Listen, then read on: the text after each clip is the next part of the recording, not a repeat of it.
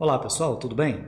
Meu nome é Joedson Silva, eu sou bacharel em interpretação teatral pela UFBA, estou licenciando também em teatro pela UFBA e sou pessoa branca, estou no ambiente virtual com algumas imagens que vão passar por trás de mim, né, também ao longo dessa fala. Estou usando óculos preto, tenho cabelos longos, presos e também uso uma camiseta de malha preta e branca. Hoje eu estou aqui para falar para vocês sobre a comédia dell'arte. Esse período da história do teatro tão importante para o desenvolvimento das artes cênicas. A comédia dell'arte, conhecida também como a comédia das habilidades, uma comédia feita por gente de ofício, segundo a etimologia da palavra dell'arte, arte, ofício, artífices, é uma comédia de profissionais, né, feita por profissionais. Ela durou pouco mais de 2 séculos, indo do século XVI, por volta de 1545, até o século XVIII, mais ou menos 1780. Foram os primeiros registros de uma manifestação profissional do teatro, né?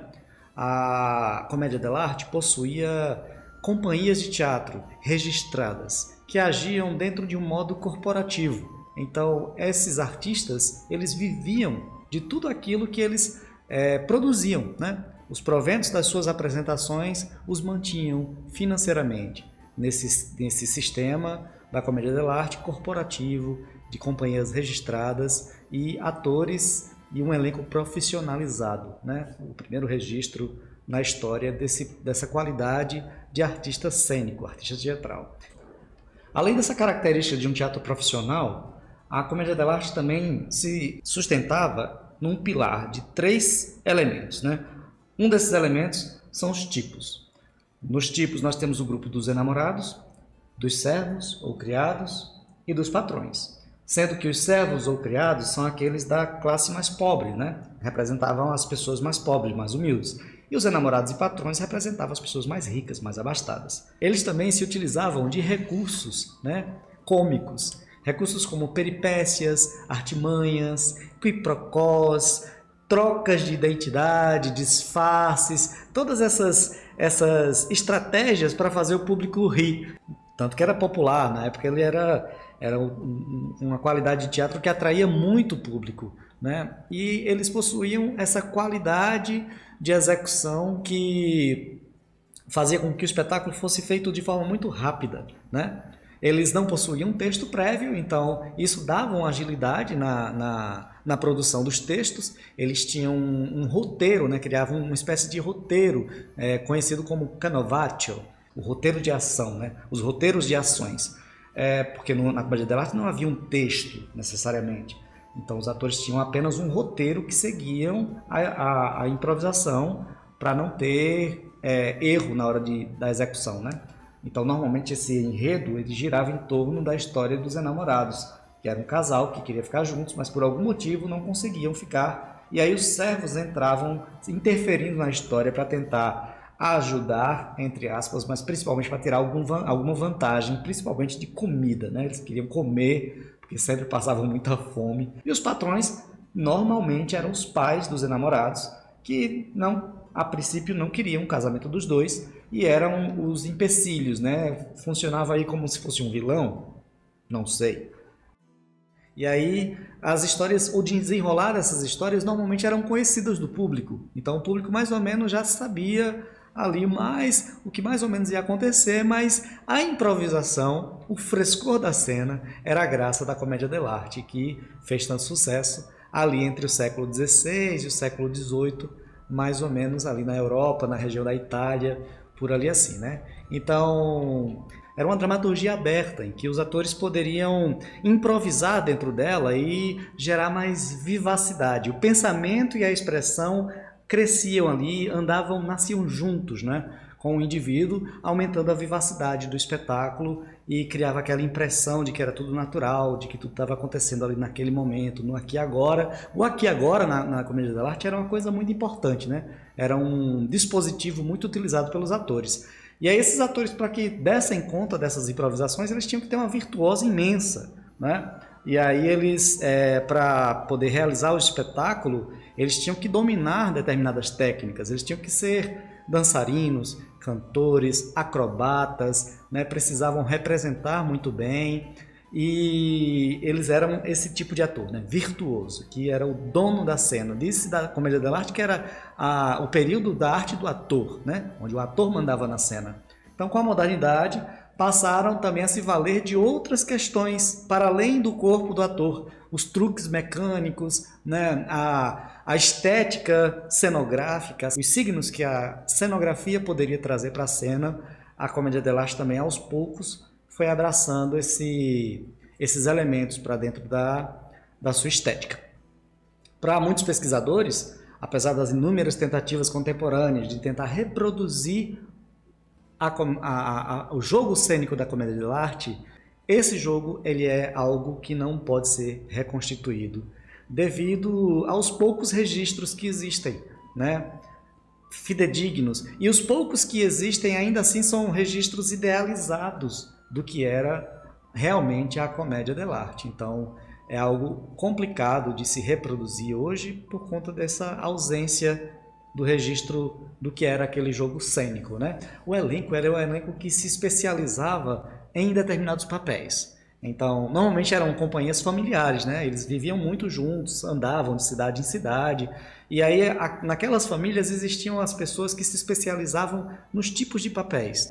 Aquele ator que se especializava em ser o Arlequim, né? Que era mais dinâmico na sua expressão corporal, ele iria sempre ser o Arlequim, né? Então isso era meio que determinante na comédia dell'arte, né? A especialização do ator naqueles papéis, né? Normalmente são esses personagens que compõem a comédia dell'arte. Os enamorados, né, como eu já falei, poderiam ter nomes comuns como Carolina, Leandro, Isabela, e não usavam máscaras, usavam o rosto limpo. E aqui a gente tem o terceiro elemento, né? Já falei dos tipos, falei do canovatio, que são os roteiros de ações, e agora o terceiro elemento que compõe a comédia dell'arte, que são as máscaras, né? E aí, a partir desses grupos aqui, do Zani e dos Vecs, que são os servos e os patrões, né, os velhos, você vai ver sempre a incidência da máscara, né? Temos aqui a máscara do Putinella, a máscara do Arlequino, a máscara da Arlequina, que é a versão feminina do Arlequim, a máscara do Brighella. Cada máscara dessa, não só a máscara em si, era considerado o tipo, né? Mas o corpo. Havia todo um gestual também trabalhado para cada tipo desse. O Brighella era aquele tipo que parece bobão, né? Que era largado, corcunda, mas que era muito esperto, era muito inteligente. O Arlequim também muito inteligente, mas tirado a espertalhão. Eles todos, né? Sempre causavam muita grande confusão. A Arlequina com características parecidas com a Arlequim e o Brighella ligado à cozinha, à comida, né? Também era um personagem mal-humorado, né? Bruto, que fazia sempre contraponto com o Arlequim. Então eles duelavam muito nas histórias, não é isso? As máscaras, você pode ver as características, né, desse personagem do Putinella, esse ser mais bobão, mais, né, lânguido. O Arlequim com esse catombo na testa, que para alguns autores simbolizava uma pancada que ele tomaria naquela apresentação, ou que tomou antes daquela encenação, então representava esse catombo. Ou outros autores falam que esse catombo simbolizava um chifre cortado, né? E o Brighella, essa feição mais mal-humorada, né? Zangado. E aí os outros tipos são os Vecs, que são os velhos, né? O doutor, o capitão e o pantaleão. Cada um também com suas máscaras características e com seus figurinos característicos. Assim como o Arlequim e o Putinella, a Arlequina e o Brighella também tinham características de figurino, né? Então, a característica do figurino aqui, o Doutore, ele sempre usava preto, capa, chapéu grande, e era o tipo sabichão, né? Cheio de si, então ele era gordo, disse até que ele não era gordo de tanto comer, mas inchado de tanto falso conhecimento. Ele falava em outras línguas, né? Falava vários idiomas, e aí falava muito difícil, ninguém entende o que ele fala, mas ele sempre acha que está sabendo de toda a situação, de tudo que acontece. O capitão era aquele ser vaidoso, né? que contava vantagem de tudo, que tinham ganhado exércitos, derrotado exércitos sozinhos e tal, e que, na verdade, não passava de um covarde, que sempre, na hora H, fugia das situações e corria daquilo ali. O Pantaleão já era aquele tipo do velho libidinoso, o velho avarento, né? Tinha essa característica da máscara também, desse nariz adunco, né? E esse corpo também comprido, né? Com essas mãos alongadas, braços alongados, e esse tipo de roupa aí, com a capa. Se a gente fosse pegar, por exemplo, em Molière, o avarento apresenta bastante o tipo do Pantaleão dentro dessa estrutura, né? O texto O Avarento de Molière bebeu muito na Comédia dell'arte, assim como outras obras também. Por exemplo, Chaves. O Chaves, há muitas pesquisas aqui no Brasil e fora também que fazem essa correlação do Chaves com os personagens tipos da Comédia dell'arte. E aí o Chaves ele é relacionado ao Arlequim, né? Aí, dentro dessa estrutura do Chaves, do programa Chaves, o Bolanhos ele criou, e suspeita-se que ele bebeu nesses tipos, porque tem muitas correlações, né? E havia também os repertórios próprios, as piadas próprias, que eles criavam e mantinham, né? Então o público já conhecia mais ou menos o que ia acontecer quando surgiam aquelas piadas.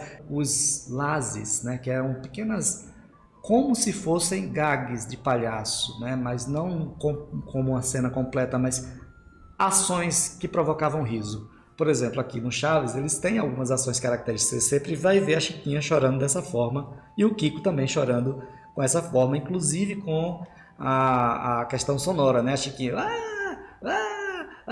e o Kiko que também fazia parte dos lazes da Comédia dell'arte. Eles não improvisavam isso do nada, né? Havia aquele roteiro, havia aquela base de improvisação que era calcada na preparação técnica do ator, a partir do que ele sabia, enquanto técnica de canto, de cena, de corpo, e também do roteiro de ações que fazia com que aquela história tivesse essa vivacidade para acontecer, né? Esses elencos que viajavam pelas cidades da Itália, eles eram compostos por pessoas entre 10 e 12 pessoas ali no elenco, e eles eram normalmente guiados por uma espécie de diretor, né? Ali mais ou menos disse que é a raiz de nascimento do diretor teatral da contemporaneidade, que na época era chamado de catacômico. A Comédia dell'arte é um marco na história do teatro, mas um marco principal da Comédia dell'arte na história do teatro é a inserção da mulher nas cenas, que até então elas eram meio que proibidas de participarem das encenações, de atuar em diversas sociedades, né, daquela época e anterior. Então, a Comédia dell'arte é um poço de conhecimento, é algo que deixou um legado para a posteridade e que até hoje encanta os olhares de quem se debruça sobre a história. Era isso que eu tinha para dizer para vocês. Um beijo e até um próximo encontro. Tchau.